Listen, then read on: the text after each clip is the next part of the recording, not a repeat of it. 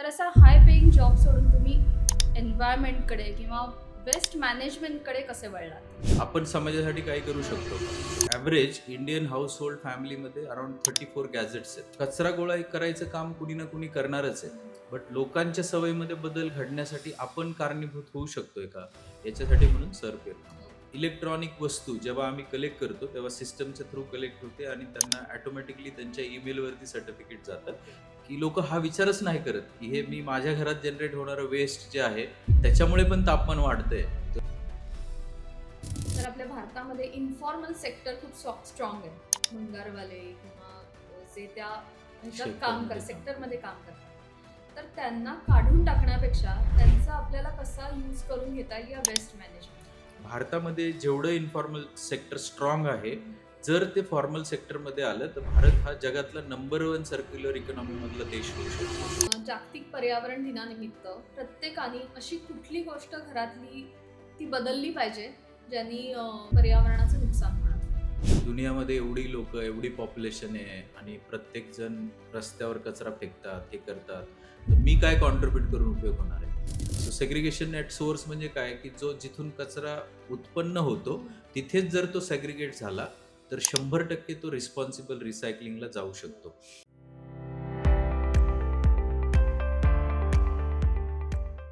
निसर्ग आपल्याला भरभरून देत असतो, पण आपण निसर्गाला काय परत देतो? हजारो टन प्लॅस्टिकचा कचरा, एअर पोल्युशन आणि ई वेस्ट. हे जर खरंच वाढत गेलं ना तर आपलं जगणं मुश्किल होणार आहे. तर म्हणूनच वर्ल्ड एन्व्हायरमेंट डेच्या निमित्ताने हा आजचा खास पॉडकास्ट. नमस्कार, मी तुमची होस्ट प्रियांका आणि यू द स्टोरी टेलर या यूट्यूब चॅनलवर पुन्हा एकदा मी तुमच्या सर्वांचं मनापासून स्वागत करते.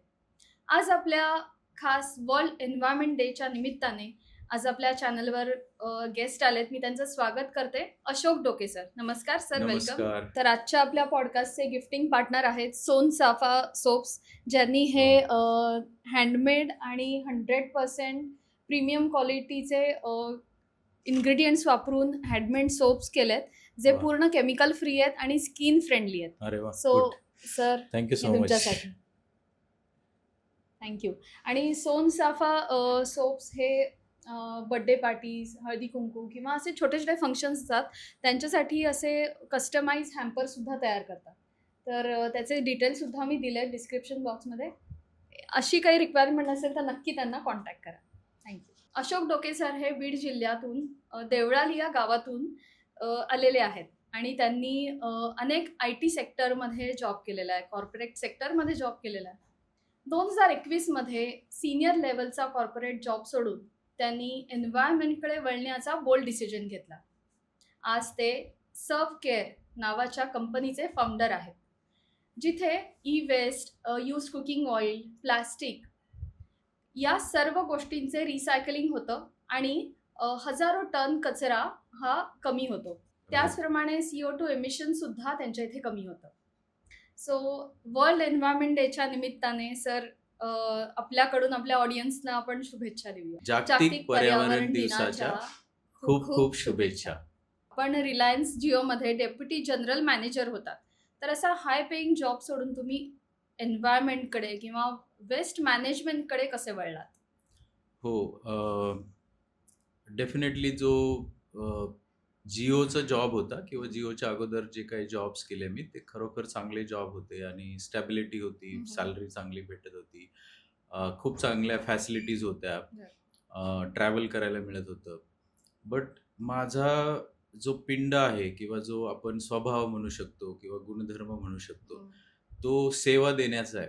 म्हणजे मी स्कूलमध्ये असताना एक युरेका फोर्ब्स कंपनीची एक ॲडव्हर्टाईज यायची टी व्हीवरती आणि त्या ॲडव्हर्टाईजमध्ये एक इंजिनियर असायचा की जो कस्टमरच्या घरी आलेला असायचा आणि तो काहीतरी प्रोडक्ट घेऊन, त्यांचं व्हॅक्युम क्लीनर असेल किंवा काय, सो तो अशाच गेटअपमध्ये असायचा, स्काय ब्ल्यू कलरचा शर्ट, टाय वगैरे सगळं काही घालून आले. सो त्यावेळेस माझ्या मनात होतं की हा खूप चांगला जॉब आहे, की लोकांना सेवा देणं हा अतिशय चांगला जॉब आहे. म्हणजे तो ॲक्च्युली त्या गोष्टीकडे अट्रॅक्शन होण्याचं कारण पण तसं असेल कदाचित, की तो पिंड असतो की एखाद्याला हेल्प करायला आवडते किंवा एखाद्याला सर्व्हिस द्यायला आवडते. तर तो माझ्या मनात नेहमी तो फॅक्टर होता, की आपण काहीतरी समाजाला सेवा देण्यासाठी काम करू शकतो का? बरेच वर्ष कॉर्पोरेटमध्ये अनुभव घेतला. 22 वर्षांचा जॉब झालाय. त्याच्यामध्ये खूप सगळ्या लोकांशी संबंध आला, की जे आपण त्याला पीपल मॅनेजमेंट म्हणतो, बरोबर. की लोकांकडून काम कसं चांगल्या पद्धतीने करून घ्यायचं. टेक्नॉलॉजीबद्दल समजलं. तर ह्या सगळ्या गोष्टी एकत्र येऊन जर आपण काही समाजासाठी काही करू शकलो, तर ते समाजाला उपयोगी पडेल. ह्या उद्देशाने काहीतरी करायचा विचार करत होतो आणि म्हणजे हा हे तुम्ही नोकरी करायच्या आधीपासून हे तुमच्या डोक्यात डोक्यात होतं? होतं. सो हे खूप वर्षांपासून हे बॅक ऑफ द चालूच आहे. माइंडमध्ये चालू होतं. मी म्हणजे लहानपणापासून मी एक स्वयंसेवक आहे. तर त्यामुळे स्वयंसेवक हा नेहमी हाच विचार करतो, की आपण समाजासाठी काही करू बरोबर. शकतो का? तर हे विचार करत असताना मग मी आणि माझे जे को-फाउंडर्स आहेत, नितीन गव्हाणे, ते बर्लिनमध्ये असतात. ते माझे को-फाउंडर आहेत. नंतर किशोर मलकुन आहेत, जे इथे पुण्यामध्ये माझ्यासोबत असतात. तर आम्ही सगळ्यांनी मिळून विचार केला, की आपण काय करू शकतो? मग आम्ही सर्व्ह केअर हा ब्रँड करायचं ठरवलं, की सर्व्ह केअर म्हणजे त्याचा अर्थच आहे, की आम्ही सेवा देण्यासाठी काम बरोबर. करतोय. सो सर्व्ह काय आहे, की आपण सेवा देतोय आणि ती काळजीपूर्वक कशी लोकांना हं. सेवा देऊ शकतो याच्यासाठी म्हणून काम करायचं ठरवलं. ओके. मग याच्यामध्ये काय काम करू शकतो? तर नॉर्मली आपण अशा क्षेत्रात काम करतो, की ज्या क्षेत्राचा आपल्याला काहीतरी अनुभव आहे, की आपण काहीतरी त्याच्यामध्ये शिकलोयत आणि मग ते समाजाला कसं उपयोगी पडेल. बरोबर. तर ह्या उद्देशाने मग आम्ही ह्या क्षेत्रामध्ये येण्याचं ठरवलं. तर माझा जो प्रवास आहे, म्हणजे मी ॲज ट्रेनी इंजिनिअर म्हणून व्हिडिओकॉनमध्ये जॉइन केलं. 1999 साली. तर तेव्हापासनं ते 2021 जेव्हा मी जॉबमधनं बाहेर पडलो, तर ह्या 22 वर्षांमध्ये इलेक्ट्रॉनिक्स आणि होम अप्लायन्सेस ह्याच गोष्टींशी आमचा संबंध येत होता आणि तिथेही फॉर्च्युनेटली जसं मी तुम्हाला युरेका फोर्ब्सचं एक्झाम्पल हो. सांगितलं, की त्याच रिलेटेड मला तो जॉब भेटला, की मला आफ्टर सेल सर्व्हिस हे डोमेन मिळालं. बरोबर. आणि ते पण ॲक्सिडेंटली मिळालं. म्हणजे मी as a trainee production engineer माझं प्रोडक्शन इंजिनिअरिंग असल्यामुळे मला ट्रेनी प्रोडक्शन इंजिनिअरचा ओके. जॉब भेटला आणि तिथून पुढे मग ते इव्हॉल्व होत गेलं, की मी ॲज अ सर्व्हिस इंजिनिअर झालो, मग सर्व्हिस एक्झिक्युटिव्ह झालो, मग सर्व्हिस मॅनेजर झालो. ऑटोमॅटिक तुम्हाला ते आणि ट्रेनिंग त्या मिळत हां, हां. गेलं सो त्या आपण जसं म्हणतो मॅनिफेस्ट करतो बरोबर. आपण अगदी. आणि त्या गोष्टी ह्या घडत गेल्या. तर मग हे जिओमधनं बाहेर पडताना आणि जिओच्या जॉबमध्ये जॉइन होण्याच्या 4-5 वर्ष अगोदरपासनं हे डोक्यात होतं, की हे काहीतरी करायचंय असं. पण ती योग्य वेळ येत नव्हती आणि जिओमध्ये माझं प्रमोशन झालं. आय थिंक एप्रिल किंवा मेमध्ये प्रमोशन झालं असेल आणि मी डिसेंबरमध्ये बाहेर पडायचा निर्णय घेतला. ओके. म्हणजे 6च महिन्यांमध्ये. बरं. म्हणजे तो सगळ्यांसाठी एक धक्का होता, धक्काच की होता. असं कसं काय होऊ शकतं, की अरे याचं नॉर्मली लोकांचे जॉब जातात, कोणाला फोर्सफुली जायला हां. लागतं, अशी सिच्युएशन असते. हो. बट जेव्हा तुम्ही ग्रोइंग स्टेजवर असता, तेव्हा तो निर्णय घेणं खूप डिफिकल्ट होतं. एक्झॅक्ट. फॅमिलीला पण नक्कीच. समजावणं खूप डिफिकल्ट होतं. बट समाजासाठी काहीतरी करायचंय ह्या उद्देशाने तिथून बाहेर पडलो. मग काय करायचं? तर मग सर्व्ह केअरमध्ये आम्ही रिपेअर सर्व्हिसेससाठी काही करू शकतो का? बरं. इलेक्ट्रॉनिक वेस्टसाठी काही करू शकतो का? कारण जेव्हा आपण एक एक ऑर्गनायझेशन टू ऑर्गनायझेशन जातो, त्यावेळेस आपल्या लक्षात येतं असं, की खूप सगळे गॅजेट्स आहेत, खूप सगळे इलेक्ट्रॉनिक वस्तू आहेत. बट आजकाल त्या तर हो, त्या यूएस वस्तू ह्या खराब झाल्यानंतर त्याची तेवढ्या चांगल्या पद्धतीने काळजी घेतली जात नक्कीच. नाही किंवा ते रिसायकलर्सपर्यंत पोहोचत नाहीत किंवा खराब झालेली वस्तू ती रिपेअर होत नाही, की त्याचं प्रॉडक्ट लाईफ एक्सटेंड होऊ शकत असेल तरी ते लोकं प्रयत्न हो. करत नाहीत त्याचा. तर मग हा एक ॲस्पेक्ट घेऊन, की आपण लोकांना सर्व्हिस देऊ शकतो. आपण एन्व्हायर्नमेंटची काळजी घेऊ शकतो आणि एक जे इलेक्ट्रॉनिक वस्तूंमध्ये जे मेटल्स एंड मिनरल्स असतात, की इलेक्ट्रॉनिक्स वस्तू बनवण्यासाठी खाणकाम केलं जातं, मायनिंग केलं जातं. सो ते मायनिंग केल्याने पण पर्यावरणाची हानी हो, होते. नक्कीच. मग हे सगळं अव्हॉइड करण्यासाठी ॲज अ कॉम्बिनेशन म्हणून आपण हे करू शकतो का? तर असं ठरलं आणि मग आम्ही ठरवलं, की हळू आपण करूया. तर ह्या पद्धतीने मग आम्ही पर्यावरण ह्या ॲक्टिव्हिटीकडे आलो आणि जॉबमधनं बाहेर पडून म्हणजे डिसेंबर 2021ला मी रेझिग्नेशन केलं. 2022च्या फेब्रुवारीमध्ये मी बाहेर पडलो आणि मग तेव्हापासून या ओके. कार्यामध्ये आहे. बरं. तर सर्व्ह केअर नक्की काय काम करतं? हां, सो सर्व्ह केअर काय करतं, आम्ही जेव्हा सर्व्ह केअर सुरू केलं त्यावेळेस काही अभ्यास केला, की एक्झॅक्टली प्रॉब्लेम काय आहे? बरं. की लोकांमध्ये अवेअरनेसचा प्रॉब्लेम आहे का कन्व्हिनियन्सचा प्रॉब्लेम आहे की कशामुळे सिच्युएशन अशी होती की भारतामध्ये ज्या त्यावेळेसच्या फिगर्स होत्या, की जे फॉर्मल रिसायकलिंग आहे इलेक्ट्रॉनिक वस्तूंचं, ते ओके. हार्डली 2 to 5% होतं. म्हणजे येस. 100 वस्तू जर खराब होत असतील, तर त्या फॉर्मल रिसायकलरपर्यंत खूप कमी वस्तू अगदी पोहोचत कमी. होत्या. हो. सो मग हे का होतंय? असं जेव्हा विचार केला, काही लोकांना प्रश्न विचारले, काही सर्व्हे केले, की त्याच्यामध्ये काय आहे? तर एकतर लोकांना कन्व्हिनियन्स नाही आहे. म्हणजे हं. जर समजा तुमच्या घरात एखादी वस्तू खराब आहे, तर ती तुम्हाला द्यायची आहे. हं. जर सपोज तुम्ही एक्सचेंज करत असाल, की हं. तुम्हाला फ्रिज हवा आहे नवीन आणि जुना द्यायचा आहे, तर तुम्हाला ते एक्सचेंज फॅसिलिटी आहे. होतात. हो. बट जर तुम्ही एक्सचेंज करत नसाल, हं. तर मग खूप डिफिकल्ट आहे, हां की आणि तुमच्या घरातून प्रॉडक्ट कोण घेऊन जाणार? एक्झॅक्टली आणि कोणापर्यंत पोहोचायचं हे सुद्धा माहिती माहीत नाहीये, नसतं. की कोण रिसायकलर आहे. हं. कारण रिसायकलर्स हे रिसायकलिंगच्या बिझनेसमध्ये आहेत. हं. सो ते कलेक्शनच्या बिझनेसमध्ये नसतात. ओके. खूप कमी रिसायकलर्स असतील, की जे कलेक्शन करत असतील. बरं. बट कलेक्शन हा खूप मोठा प्रॉब्लेम हं, आहे. हं. त्यामुळे रिस्पॉन्सिबल रिसायकलिंग होत नाहीये, हे ओके. आमच्या लक्षात आलं. तर कलेक्शनचा प्रॉब्लेम काय आहे, की कन्व्हिनियन्स नाहीये, की हं. लोकांकडे door step pickup service correct. Available नाहीये. कन्व्हिनियन्स इन द सेन्स, की तुम्ही घरी बसल्या तुमच्या मोबाईलमधून हं. तुम्ही एक रिक्वेस्ट टाकू शकता का, की माझ्या बरोबर. घरून हे पिकअप हं, करायचंय? हं, तर ती फॅसिलिटी अवेलेबल नव्हती. त्यानंतर मी हे का करावं? हं, की मी एन्व्हायर्नमेंटची का काळजी करावी? मलाच का पडलंय? हं, गव्हर्नमेंट का नाही काही हं. करत? सो हा एक विचार असतो, की मी का करावं? मग हो. त्याचा अर्थ काय, की देअर इज नो इन्सेंटिव्हायझेशन, की हं. इन्सेंटिव्हायझेशन काही नाहीये, मग मी का करायला बरोबर. पाहिजे? काहीतरी एक समोर हे पाहिजे ना. येस. आणि काही लोकांमध्ये तर अवेअरनेसपणा पण नाहीये, की त्यांना माहितीच नाही, की अरे, ह्या इलेक्ट्रॉनिक गॅजेट्समुळे बरोबर. एवढा त्रास होतो, एन्व्हायर्नमेंट डॅमेज होतं, हे माहिती नाही लोकांना. सो मग ह्या 3 गोष्टी एकत्र करून आम्ही हा सर्व्ह केअर इस्टॅब्लिश करायचा प्रयत्न बरं. करतोय. द फर्स्ट थिंग इज की अवेअरनेस, की हं. लोकांमध्ये अवेअरनेस क्रिएट करणं, हं. की इलेक्ट्रॉनिक वेस्ट हे रिस्पॉन्सिबल रिसायकलिंगला जायला पाहिजे. हो. देन कन्व्हिनियन्स, की हं. कन्व्हिनियन्स कसा येऊ शकतो, की आजकाल सगळीकडे ऑनलाईन आहे. हो. आपल्याला ग्रॉसरी द्यायची असेल तर आपण कुठलीतरी ऑनलाईन शॉपिंगला रिक्वेस्ट टाकतो आणि आपल्या घरात 10 मिनिटात येते ग्रॉसरी. तर मग आम्ही असं ठरवलं, की याच्यासाठी कुठलातरी प्लॅटफॉर्म असायला हवा, की जे हं. लोकांना इमिडिएटली वेबसाईट असायला हवी बरोबर. किंवा एक ॲप्लिकेशन असायला हवं, की जिथून तुम्ही जस्ट सिलेक्ट करा, की मला घरातलं मिक्सर द्यायचंय. हो. So he has to just select mixer आणि सबमिट करा. ओके. तुमचा ॲड्रेस टाका, तुमच्या घरी येऊन कुणीतरी पिकअप करेल. तर हा कन्व्हिनियन्स आम्ही सर्व्ह केअरमध्ये क्रिएट केला. हो. की तो serveCare.com वरती तुम्ही जर गेलात, तर हं. तुम्हाला तिथून जस्ट रिक्वेस्ट रेज करता येते. अँड थर्ड थिंग इज इन्सेंटिव्हायझेशन, की हं. मग इन्सेंटिव्हायझेशन द्यायचं तर मग कसं द्यायचं? खूप लोकांना कॅशमध्ये द्यायचं तर मग कॅश हँडलिंग कसं करणार? त्याचं बरोबर. इन्व्हॉइसिंग कसं करणार? ह्या सगळ्या गोष्टी होत्या. मग आम्ही काही ज्या वेबसाईट्स आहेत इंडियामधल्या, ज्या ई-कॉमर्स हं. Website like Amazon, big basket, हं. ह्यांच्यासोबत टाय अप केला, बरं. की जेव्हा आम्ही एखादा व्यक्ती त्याचं काही जे वस्तू देतो इलेक्ट्रॉनिक वस्तू, तर त्याच्या अगेन्स्ट त्याला काही रिवॉर्ड पॉइंट्स देतो. हां. सो अच्छा. रिवॉर्ड पॉइंट्स हे असे असतात, की ते एक पैशाच्या स्वरूपातच पैसेच आहेत, बट हं. ते रिवॉर्ड्सच्या स्वरूपात आहेत. बरोबर. So 1 reward is equal to ₹1 असं कॅल्क्युलेशन करून हं. ठेवलं. हं. सपोज तुम्ही एक प्रॉडक्ट दिलंय आणि तुमच्याकडे 500 पॉइंट्स किंवा मल्टिपल्समध्ये 100 ओके. प्लसमध्ये हं. असतील, तर मग तुम्हाला इन्सेंटिव्हायझेशन मिळतं, की बरं. तुम्ही ते कुपन्स घेऊ शकता बिग बास्केट, करेक्ट. झोमॅटोचे हं. आणि तुम्ही शॉपिंग करू शकता. सो म्हणजे ह्या 3 ज्या गोष्टी आहेत, की हं. अवेअरनेस, देन कन्व्हिनियन्स आणि इन्सेंटिव्हायझेशन, ह्या 3 गोष्टी आम्ही सर्व्ह केअरमध्ये क्रिएट करतोय. हो. खूप छान. आणि हे करत असताना मग जेव्हा आम्ही स्कूल कॅम्पेन्स करायला सुरुवात केली, एस-एन-बी-पी हे फर्स्ट स्कूल आहे, की ज्यांनी आम्हाला ॲक्सेप्ट केलं आणि आम्हाला बरं. त्यांनी स्कोप दिला, की मुलांसोबत बोलण्यासाठी. ओके. सो एस-एन-बी-पी स्कूल रहाटणीमध्ये आम्ही जेव्हा हे सगळ्या ॲक्टिव्हिटीज करत होतो, तिथे मग आम्हाला काही सजेशन्स भेटले. तिथल्या हं. प्रिन्सिपलसोबत बोललो आम्ही. त्यांनी सांगितलं, की तुम्ही ई-वेस्ट चांगलंच करताय. तुम्ही ह्या गॅजेट्सची लाईफ वाढवण्यासाठी पण हं. काहीतरी करा. Then you can think about plastic waste बरोबर, मॅनेजमेंट, की हे बरोबर. पण तुम्ही करू शकताय. तर मग आम्ही हळू-हळू सर्व्ह केअरमध्ये हे सगळे प्रॉडक्ट पोर्टफोलिओ ॲड केले, ओके. की ई-वेस्ट सोबत आता आम्ही प्लास्टिक वेस्ट हं. मॅनेजमेंट करतोय.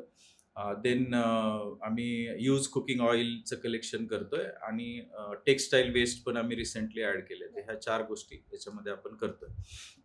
आणि अ, हा प्रयत्न आम्ही करतोय, की जे प्रत्येक नागरिक, प्रत्येक सिटिझन ह्यांनी जर थोडा विचार केला, हं. की रिस्पॉन्सिबल रिसायकलिंग करण्यासाठी मी काय कॉन्ट्रिब्यूट करू नक्कीच, शकतो, नक्कीच. तर ते करण्यासाठी आम्ही हे सगळं काही सर्व्ह केअरमध्ये काम करतोय. मग जसं तुम्ही शाळेचं उदाहरण सांगितलं, की शाळेमध्ये तुम्ही अवेअरनेस क्रिएट करायला तुम्हाला बोलवतं. तसं सोसायटीमध्ये सुद्धा तुम्हाला बोलवतात का? हो, हो. आम्ही ॲक्चुअली सोसायटीजमध्ये कॅम्प्स करतो. ओके.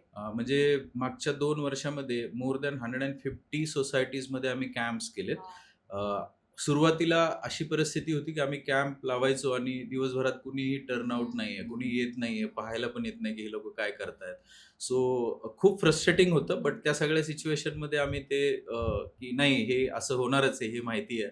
आणि मग हळू त्याचा रिस्पॉन्स वाढत बरोबर. गेला. सो रिसेंटली आम्ही प्राईड बर्ड सिटी जी चरोळीला आहे तिथे कॅम्प केला आणि खूप चांगला प्रतिसाद भेटला. ओके. सो प्राईड बर्ड सिटीने पण वेलकम केलं की नाही तुम्ही चांगलं काम ग्रेट. करताय तर तुम्ही यू शुड डू धिस कारण करू शकता असं. सोसायटीजमध्ये जर क्लब केलं तर नक्कीच अवेअरनेस वाढायला खूप हां, मदत हां, होणार आहे हां. आपल्याकडे. हो, आपण सोसायटीमध्ये पण करतो. Even okay. खूप सगळ्या सोसायटीज म्हणजे मला सांगायला आवडेल की व्हॅस्कॉन पॅराडाईज नावाची सोसायटी आहे हं, हं. बाणेरमध्ये. बरं. तर त्या पूर्ण सोसायटी म्हणजे सोसायटीमधले जवळ-जवळ 80-90% सिटिझन्स जे नागरिक हं. तिथे राहतात, ते सगळी लोकं आमच्यासोबत असोसिएटेड आहेत. ओह! आणि ग्रेट. ते प्लास्टिक सेग्रिगेशन करतात, क्या बात है. रिस्पॉन्सिबल सेग्रिगेशन करतात हां. आणि ते सर्व्ह कारण केअरला आज देतात. प्रत्येकाकडे लॅपटॉप आहेत. हो, जुने-जुने हो, अगदी हो. 10-10 वर्ष जुने, 15-15 वर्ष जुने ते जसे पडलेले. ई-वेस्ट तर असणारच आहे प्रत्येकाच्या हो, घरी हो. काही ना आहे, काहीतरी आहे, आहे. प्रमाणात. सो तो अवेअरनेस क्रिएट करणं येस, फार येस. गरजेचं आहे सो आत्ताच्या काळात. स्टॅटिस्टिक असं सांगतं, की भारतामध्ये on an average average Indian household फॅमिलीमध्ये अराउंड 34 गॅजेट्स आहेत. हं. तर ते गॅजेट्स म्हणजे आपण हा विचार नाही करत, की तुमच्या घरात एअर कंडिशनर हं. असेल, वॉशिंग मशीन असेल, डिश वॉशर असेल, तर हे सगळे इलेक्ट्रॉनिक हो, प्रोडक्ट आहेत. हो. हे जर घरातले सगळे मोजले तर एखाद्याच्या घरात 50 असतील, एखाद्याच्या बरोबर. घरात 15 असतील. बट प्रत्येकाच्या घरात आहेत. मोबाईल बरोबर. फोन तर हो. जेवढी लोकं आहेत तेवढे मोबाईल फोन्स आहेत. हं. कधी-कधी तर डबल असतात डबलही मोबाईल असतात. फोन. तर सर्व्ह केअरच्या ज्या ह्या ॲक्टिव्हिटीज चालतात, तर हं. ह्याच्यामध्ये जो एक तर door step pickup service available आहे. ओके. पूर्ण पुणे शहरामध्ये, पिंपरी ग्रेट. चिंचवडमध्ये आहे. त्याच्यामध्ये आम्ही प्लास्टिक, इलेक्ट्रॉनिक वेस्ट, टेक्सटाईल आणि यूज कुकिंग हं. ऑइल ह्या 4 गोष्टी करतो. हं. मुंबई शहरामध्ये आम्ही इलेक्ट्रॉनिक वेस्ट आणि टेक्सटाईल वेस्टसाठी काम करतो, कलेक्शन साइडला. अहमदाबाद आणि वडोदरामध्ये आम्ही ई-वेस्ट कलेक्शनचं काम हं. करतो. प्रयागराज जिथे आता सहस्र कुंभमेळा झाला, सो ओह! आम्ही तिथे काम करतो. वॉव! सो हां, तिथपर्यंत पोहोचलेलं तिथपर्यंत आहे आम्ही आपली काम सर्व्ह केअर. करतो. So serve yes. केअर तिथपर्यंत आहे. आम्ही आमच्या पार्टनरसोबत काम करतो हं. अदर लोकेशन्सला. पुणेमध्ये आम्ही स्वतःची मॅनपॉवर आहे आणि आम्ही ओके. स्वतः काम करतो. महाराष्ट्रातली जी शहरं आहेत, की जसं अहिल्यानगर आहे, हं. कोल्हापूर आहे, नागपूर आहे. हं. ह्या शहरांमध्ये आमचे पिकअप्स होतात ॲज वेल ॲज लोकांना फॅसिलिटी आहे, की तुम्ही तुमच्या घरातल्या वस्तू तिथे जाऊन देऊ शकता. हं. E-waste specifically. बरं. आणि प्लास्टिक हा मेजरली आम्ही पुणे शहरात करतो. कारण प्लास्टिकसाठीचं व्हॉल्यूमेट्रिक खूप आहे, खूप मोठं व्हॉल्यूम असतं. तर म्हणून आम्ही इथे करतो. सो प्लास्टिकच्या अंडर काय-काय गोष्टी हां, बेस्ट म्हणून सो आपण धरू शकतो? प्लास्टिकमध्ये घरामध्ये येणारी प्रत्येक प्लास्टिकची वस्तू हं. म्हणजे जसं आपण घर सुरुवात होते दूध बॅगपासनं. हं. तर दूध बॅग हे प्लास्टिक आहे. हं. तर अशा प्रकारच्या जसं पल्सेस येतात, डाळी येतात, आपण डी-मार्ट किंवा स्टार बाजारमधनं जे पर्चेसेस करतो त्याच्यामध्ये प्लास्टिक येतं. प्लास्टिकच्या तर ते पिशव्या. प्लास्टिक जे आहे ते कचऱ्यात न जाता ते हं. कसं रिस्पॉन्सिबल रिसायकलिंगला जाईल याच्यासाठी ओके. आपण काम करतो. नंतर आपण रेस्टॉरंट सोबत काम करतो हं. पुणे शहरामध्ये आणि आजूबाजूच्या शहरांमध्ये, की त्यांच्यासोबत यूज कुकिंग ऑइल कलेक्शनचं काम ओके. करतो as a serve care. Then awareness camps करतो, स्कूल्समध्ये हं, करतो, हं. सोसायटीजमध्ये हं. करतो. आणि हे सगळं काम करताना आम्ही हे एक काळजी घेतो, की जी आमची व्हेइकल आहे ती इलेक्ट्रिक व्हेइकल कशी यूज होईल. हं. सो आम्ही स्वतःची व्हेइकल आहे इलेक्ट्रिक व्हेइकल ती ओके. पिकअपसाठी यूज होते. म्हणजे फॉसिल फ्युएल इमिशन कमी कसं करता येईल त्यासाठी बरोबर. प्रयत्न करतो. इव्हन जर ॲडिशनल व्हेइकल असेल तर आम्ही प्रयत्न करतो, की जे ई-व्ही व्हेइकल्स सप्लाय हं. करणारी लॉजिस्टिकची कंपनी आहेत, त्यांच्याकडून ती व्हेइकल बरं. घेऊन मग ते आम्ही पिकअप्स प्रिफर करतात. प्रेफर करतो, की जेवढं कमीत कमी नक्कीच, कार्बन नक्कीच. फूटप्रिंट ठेवता येईल त्याच्यासाठी आपण काम करतो. हो. सो हे जे सगळं सर्व्ह केअर जे काही करतंय त्याच्यामध्ये कचरा गोळा करणे किंवा वेस्ट पिकअप करणे हा एकच उद्देश नाहीये. हं. उद्देश खूप ब्रॉड आहे. ज्या लोकांच्या सवयी आहेत, हं. त्या सवयींमध्ये चांगला बदल कसा होईल अ, याच्यासाठी सर्व्ह केअर प्रयत्न करतंय. सो कचरा गोळा करायचं काम कुणी ना कुणी करणारच आहे. हं. बट लोकांच्या सवयीमध्ये बदल घडण्यासाठी आपण कारणीभूत होऊ शकतोय का? याच्यासाठी म्हणून सर्व्ह केअर काम करतो. ओके. ई-वेस्ट संबंधी माझा एक प्रश्न आहे. जेव्हा लोकं तुमच्याकडे त्यांचे खराब झालेले लॅपटॉप किंवा फोन किंवा या सगळ्या गोष्टी देतात, तर त्यांच्या मनात कुठेतरी माझा डेटा लीक होईल का? ही एक भीती असते. तर सर्व्ह केअर याची कशी काळजी घेतो? हो, अगदी बरोबर आहे, की अ, अ, खूप अशी नागरिक आहेत की ज्यांच्याकडे फोन पडून आहेत. कदाचित एका घरात 10-10, 15-15 फोन हो, असतील. हो. कारण आपण आता ऑलमोस्ट मला वाटतं 2000 सालापासून फोन हो. वापरतो. सो हे जे फोन आहेत, हे लोकं देत नाहीत कोणालाच. ते ड्रॉवर्समध्ये तसेच पडून ठेवून आहेत. पडलेले. हो. आणि लोकांच्या हे लक्षात येत नाहीये, की जर आपण हे रिसायकलिंगला दिले नाहीत, तर याच्यामध्ये जे मेटल्स अँड मिनरल्स आहेत. सो तुम्ही सगळ्यांनी ऐकलं असेल, की प्रत्येक फोनमध्ये काहीतरी प्रमाणात सोनं असतं, चांदी असते. तर ह्या वस्तू आहेत डेफिनेटली, की ज्या वस्तू रिकव्हरी होणं खूप गरजेचं आहे. जर ह्या वस्तू रिकव्हर झाल्या नाही, तर अगेन नवीन डिव्हाइस बनवण्यासाठी तुम्हाला कुठेतरी मायनिंगचा शोध घ्यावा लागेल, कुठून तरी गोल्ड रिकव्हर करावं लागेल, इम्पोर्ट करावं लागेल आणि मग त्या वस्तू बनवाव्या लागतील. तर लोकांच्या मनात हीच भीती आहे, जी तुम्ही सांगितलं, की माझ्या डेटाचं काय एक्झॅक्टली. होईल? त्याच्यामध्ये फोटोग्राफ्स हो. असतात. तर याच्यासाठी SERPIERकडे एक ऑथरायझेशन सॉफ्टवेअर आहे. ओके. की जे सॉफ्टवेअर जे चालू डिव्हाइसेस आहेत, जे वर्किंग कंडिशनमधले जे डिव्हाइसेस आहेत, त्याचा डेटा इरेज करू शकतं कंप्लीटली. ओके. त्याच्यामध्ये कुठलाही डेटा राहत नाही. सो एक फिनिक्स नावाचा ग्रुप आहे, पुण्याचीच कंपनी आहे. त्यांचं अमेरिकेमध्ये पण त्यांचं अस्तित्व आहे आणि त्यांनी ते सॉफ्टवेअर डेव्हलप केलंय. सो त्या सॉफ्टवेअर च्या थ्रू आपण हे डेटा इरेज करू शकतो आणि त्यांना कस्टमरला सर्टिफिकेट पण देऊ शकतो. जे जे डिव्हाइसेस किंवा जे लॅपटॉप्स वर्किंग कंडिशनमध्ये आहेत. म्हणजे ज्या इन्स्टिट्यूट्स असतात, की त्यांच्याकडे वर्किंगच असतात, की 500 लॅपटॉप द्यायचे आहेत, 1000 बरोबर. लॅपटॉप द्यायचे आहेत. मग हे त्यांच्या साइटवरती हे आपण डेटा डिस्ट्रक्शन किंवा डेटा इरेज करायचं काम करू अच्छा, शकतो ओके. आणि त्यांना तिथेच with serial number of the laptop certificate issue केलं बरं. जाऊ शकतो. That is one part. Secondly जे मोबाईल डिव्हाइसेस असतात, ते मोबाईल डिव्हाइसेस जर वर्किंग कंडिशनमध्ये असतील, तर कस्टमरने तो डिव्हाइस देताना तो कोणालाही दिला तर त्याचे एकतर Google अकाउंट्स रिमूव्ह करून द्यायला हवेत. कुठल्याही टाइपचे अकाउंट्स असतील, की WhatsApp अकाउंट असेल, Google अकाउंट असेल. जर Google अकाउंट रिमूव्ह केलेलं नसेल किंवा जर समजा Samsungचा फोन असेल, तर त्यात Samsung अकाउंट पण असतं. सो दुसरा व्यक्ती तो डेटा इरेज पण करू शकत नाही. सो त्या देताना तो जर Google अकाउंट्स आणि आपला जो फॅक्टरी रिसेट करून दिल्यानंतर अशी पॉसिबिलिटी आहे, की फॅक्टरी रिसेट केल्यानंतर पण तो डेटा रिकव्हर होऊ शकतो. म्हणून फॅक्टरी रिसेट केल्यावर पण आपण एक सर्टिफिकेट घेणं गरजेचं आहे, की ज्या कंपनीला तुम्ही ते देताय, त्यांच्याकडनं सर्टिफिकेट घेणं गरजेचं आहे, की हा रिस्पॉन्सिबली हँडल होऊ शकेल. आणि अ, जेव्हा हे जे गॅजेट्स देतात लोकं, तर ते फक्त इलेक्ट्रॉनिक वस्तू आपल्याला देत नाहीयेत. त्यांचा ते विश्वास पण आपल्याला अगदी देतात, की खरं. तुम्हाला काहीतरी देतोय, हो. त्याचा अर्थ हे योग्य पद्धतीने हे हँडल केलं जाईल. तर हा दृष्टिकोन ठेवून आम्ही पण त्याला ट्रीट करतो, की येस आपल्याला लोकांनी भरोसा ठेवून पूर्ण एक विश्वासाने विश्वासाने. दिलेले प्रॉडक्ट्स आहेत.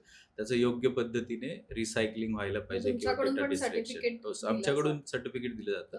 प्रत्येक इलेक्ट्रॉनिक वस्तू जेव्हा आम्ही कलेक्ट करतो, तेव्हा सिस्टमच्या थ्रू कलेक्ट होते आणि त्यांना ऑटोमॅटिकली त्यांच्या ईमेलवरती सर्टिफिकेट जातं, की your device is picked up. आणि त्या सपोज जर प्लास्टिक असेल तर केजीमध्ये जातं, डिव्हाइस असेल तर डिव्हाइस इंडिव्हिज्युअल म्हणून त्यांना ईमेल जातो. सो डेटाची काळजी घेतली जाते. तर त्यामुळे मला तुमच्या माध्यमातून लोकांना हा मेसेज द्यायचा आहे, की आपण आपल्या घरामध्ये जर असे काही डिव्हाइसेस असतील, की लॅपटॉप्स आहेत, मोबाईल फोन्स आहेत, सो देताना काळजी घ्या, पण नक्की कोणाला तरी द्या. जे कोणी योग्य रिसायकलर्स नक्की, हां. असतील, की जे रिसायकलिंगचं काम नक्कीच. करतात, अशा लोकांना तुम्ही ते देऊ शकता आणि द्यायला हवं. कारण ते अ, अ, आपल्याला परत मेटल्स अँड मिनरल्स परत हवे असतील आणि परत नवीन फोनमध्ये ते यावे असं वाटत असेल, तर डेफिनेटली आपण पर्यावरणाची काळजी म्हणून हो. तरी डेफिनेटली आपण द्यायला हवे. तर सध्या आपल्याकडे मेजर उन्हाळा सुरू आहे. हवामानात वाढ झालेली आहे. तापमानात वाढ झालेली आहे. तर आजकाल आपण जे युज्ड कुकिंग ऑइल वगैरे वापरतो, ते आपण बेसिनमध्ये टाकून सिंकमध्ये टाकून देतो, कपडे फेकून देतो. तर त्याचा आणि तापमानाचा काही संबंध आहे का? हो, नक्कीच आहे.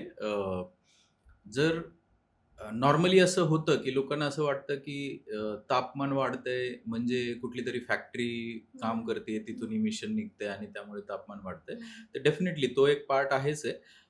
बट फक्त तीच नाहीये किंवा गाड्या चालतात रस्त्यावरती, त्या स्मोक बाहेर सोडतात, इमिशन होतंय, त्याच्यामुळे तापमान वाढतंय.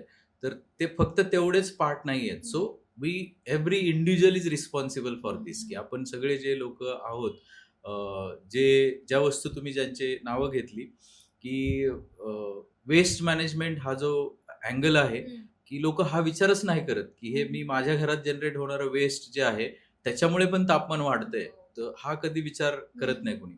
सो मला तुम्हाला एक उदाहरण सांगायला चांगलं आवडेल, की म्हणजे ह्याच्याच रिलेटेड आहे म्हणून सांगतो. परवा एक हरित संगम नावाचा कार्यक्रम होता पिंपरी चिंचवडमध्ये. पिंपरी चिंचवड पर्यावरण गतिविधी अशी एक संस्थेच्या मार्फत तो कार्यक्रम अरेंज केलेला होता. आणि त्यात 200 लोकं असतील साधारण 150-200च्या आसपास असतील. तर त्या कार्यक्रमामध्ये ग्रुप डिस्कशन नावाचं ॲक्टिव्हिटी होती. तर त्या ग्रुप डिस्कशनमध्ये त्यांनी काही ग्रुप्स केले होते according to the interest of the people, की जे लोक अवेलेबल आहेत त्यांच्या इंटरेस्ट प्रमाणे ग्रुप होते. सो मग पहिला ग्रुप होता की झाडांविषयी ज्यांना आवड आहे, ट्री प्लांटेशन किंवा ह्या संदर्भात त्यांनी हात वरती करा आणि त्यांना एक हॉल असाइन केला जाईल. सो त्या ह्याच्यामध्ये ऑलमोस्ट 40-50% लोकांनी हात वरती केले की आम्हाला झाडांमध्ये इंटरेस्ट आहे, ट्री प्लांटेशनमध्ये वगैरे. सो मग त्यांना एक असाइनमेंट झाली की तुम्ही इथे जावा. दुसरा ग्रुप होता की ज्या लोकांना वेस्ट मॅनेजमेंटमध्ये इंटरेस्ट आहे, स्वच्छता आणि वेस्ट मॅनेजमेंटमध्ये इंटरेस्ट आहे. सो ह्या ग्रुपमध्ये साधारण म्हणजे 200 पैकी 15 ते 20 लोकांनी हात वरती केले असतील. It's hardly 10% of the total population की ह्या लोकांनी तुम्ही इथे ह्या मध्ये इंटरेस्ट आहे आम्हाला. सो थर्ड ग्रुप होता नारी शक्ती, की जे महिला आहेत त्यांनी त्याच्यामध्ये जायचं. याच्या व्यतिरिक्त सपोज तुम्हाला झाडांमध्ये पण इंटरेस्ट नाहीये, मग वेस्ट मॅनेजमेंटमध्ये पण नाही आणि नारी शक्ती आहे. मग त्यात काही महिला होत्या, तर महिलांचा सहभाग तिथे होता. आणि एक चौथा एक ग्रुप होता जो चौथ्या ग्रुपचं मला नाव लक्षात येत नाहीये. But what I mean to say की जो वेस्ट मॅनेजमेंट हा जो ऍक्टिव्हिटी आहे याला लिस्ट प्रायोरिटी आहे. की लोकांना असं वाटतं की वेस्ट मॅनेजमेंटमुळे पर्यावरणाला फरक नाही पडत आहे. झाडं जर कमी झाली तर फरक पडतो. तो झाडं कमी झाली तर पडणारच आहे, त्याच्यात काही डाऊटच नाहीये. But yes, it's one of the factor. But असं नाही की फक्त तुम्ही झाडं लावले तरच सगळं काही व्यवस्थित होणार आहे. येस, वेस्ट मॅनेजमेंट हा पण तितकाच इम्पॉर्टंट, इक्वली इम्पॉर्टंट आहे की जेवढं आपण झाडं जगवण्यासाठी प्रयत्न करतो. आणि जसं पर्यावरण दिवसाच्या निमित्त खूप सगळीकडे झाडं लावली जातात, तर मग खूप लोक इंटरेस्टेड असतात because it has a glamour की जाऊन मी काहीतरी खड्डा खांदला आणि मग फोटो काढला असं केलं. बट तुम्हाला वेस्ट पिकअप करताना फोटो काढताना आवडेल का? सो हा पण विचार कोणीतरी करायला पाहिजे की मी वेस्ट मॅनेजमेंट मध्ये काम करतोय हे अभिमानाने सांगायला पण तुम्हाला आवडलं पाहिजे. मी पर्यावरणासाठी काम करतोय, तर तुम्ही सगळ्या क्षेत्राला इक्वल इम्पॉर्टन्स देऊ शकता.